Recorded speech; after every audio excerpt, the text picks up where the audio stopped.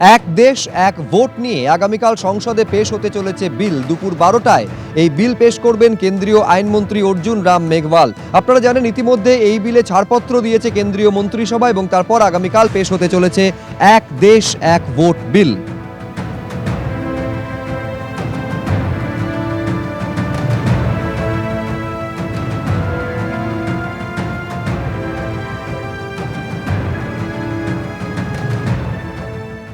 চিত্রকলার লাইব্রেরিয়ান নেই, অধ্যাপক নেই, তার প্রতিবাদে আর্ট কলেজের ছাত্রছাত্রীরা তারা আজকে বিক্ষোভ দেখালেন। সেই বিক্ষোভের ছবি আপনারা এই মুহূর্তে দেখতে পাচ্ছেন। মূল যেটা অভিযোগ গভর্নমেন্ট আর্ট কলেজের, যে অধ্যাপক থেকে শুরু করে লাইব্রেরিয়ান নেই, অধ্যক্ষকে ঘেরাও করে বিক্ষোভ দেখালেন ছাত্রছাত্রীরা।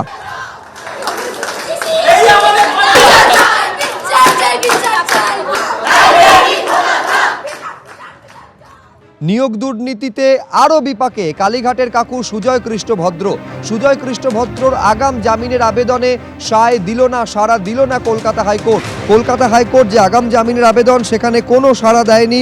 জামিনের আবেদন সাড়া দিল না বিচারপতি জয়মাল্য বাগচি এবং বিচারপতি গৌরাঙ্গ কান্তের ডিভিশন বেঞ্চ। অন্য মামলায় হেফাজতে আছেন, প্রোডাকশন ওয়ারেন্ট জারি করা হয়েছে। ওয়ারেন্ট যখন হাতে পেয়েছেন, তার মানে আপনাকে নিয়ন্ত্রণে নিয়েছে সিবিআই, বা এটা গ্রেফতারের সমতুল্য। তাই আগাম জামিনের আবেদন গ্রহণযোগ্য নয় বলে মন্তব্য করেছেন বিচারপতি জয়মাল্য বাগচি। আমাদের মতে আপনাকে গ্রেফতার করেছে সিবিআই, সুজয় কৃষ্ণের আইনজীবীকে বলেন বিচারপতি বাগচি। গ্রেফতারের পর কোর্টে পেশ করা যায়নি, তাই প্রশ্ন তুলতেই পারেন যে এই গ্রেফতারি বৈধ কিনা, কিন্তু তার প্রেক্ষিতে সিবিআই এর কিছু যুক্তি আছে বলে মন্তব্য বিচারপতি বাগচির। নির্ধারিত 90 দিনের মধ্যে চার্জশিট জমা দিতে না পারায় সন্দীপ ঘোষ এবং অভিজিৎ মণ্ডলের জামিন হয়ে গিয়েছে। তার প্রতিবাদে এবার রাস্তায় নামতে চলেছেন চিকিৎসকেরা। তারা ধর্ণা অবস্থানের কর্মসূচি ঘোষণা করেছেন। আগামী 17 তারিখ থেকে, অর্থাৎ 17 ডিসেম্বর থেকে 26 ডিসেম্বর পর্যন্ত ধর্মতলায় ধর্ণা অবস্থানের কর্মসূচির সিদ্ধান্ত নিয়েছেন তারা। কিন্তু এই কর্মসূচির কোনো অনুমতি পুলিশের তরফ থেকে দেওয়া হয়নি। সরাসরি কথা বলবো আমাদের প্রতিনিধি সন্দীপ সরকারের সঙ্গে। সন্দীপ, তাহলে প্রশ্ন উঠবে যে এইবার চিকিৎসকেরা কি করবেন, কি হবে ঘোষিত কর্মসূচির ভবিষ্যৎ? দেখো, চিকিৎসক সংগঠন জয়েন্ট প্ল্যাটফর্ম অফ ডক্টরস তারা জানিয়ে দিয়েছেন যে তারা আদালতে যাচ্ছেন।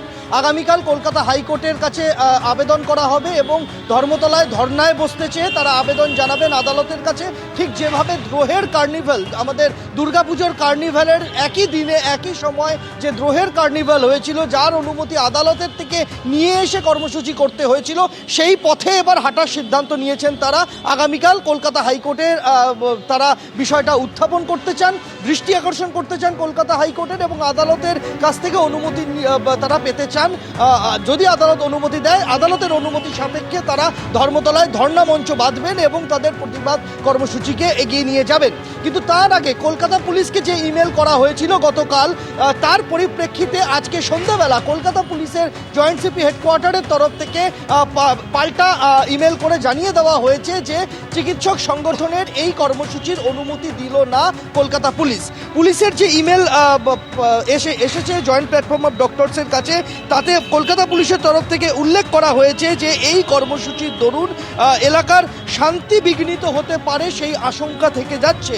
এবং এই ইমেলে উল্লেখ করা হয়েছে যে জায়গায় তারা ধর্ণা মঞ্চ তৈরি করতে চাইছেন চিকিৎসকেরা, সেই জায়গায় প্রাক বড়দিন এবং প্রাক নববর্ষের ভালো রকম ভিড় হয়, প্রচুর মানুষজন আসেন, ফলে তার দরুন ট্রাফিকের সমস্যা হতে পারে। এবং এই ইমেলে, কলকাতা পুলিশের পাঠানো ইমেলে এটাও উল্লেখ করা হয়েছে যে অতীতে এই ধরনের কর্মসূচির জেরে মধ্য কলকাতা জুড়ে ব্যাপক যানজটের পরিস্থিতি তৈরি হয়েছিল এবং নিউ মার্কেট, পার্ক স্ট্রিট চত্বরেও কিন্তু একই রকম পরিস্থিতি তৈরি হয়েছিল। এবং এই ইমেলে এটা উল্লেখ করা হয়েছে যে এই সময়, এই প্রাক বড়দিন এবং প্রাক নববর্ষের সময় এখানে প্রচুর মানুষজনের আনাগোনা হয়, তারা কেনাকাটায় আসেন, মানুষজন ঘুরতে আসেন, নানান অ্যাক্টিভিটিস থাকে, ফলে সেই জায়গায় দাঁড়িয়ে মানুষের সমস্যা হতে পারে। একেবারে এই কারণ দেখিয়ে একেবারে সেই অনুমতি পুলিশের তরফে দেওয়া হয়নি। এখন হাইকোর্টে তারা যাচ্ছেন, আদালত কি বলবে সেদিকে নজর থাকবে।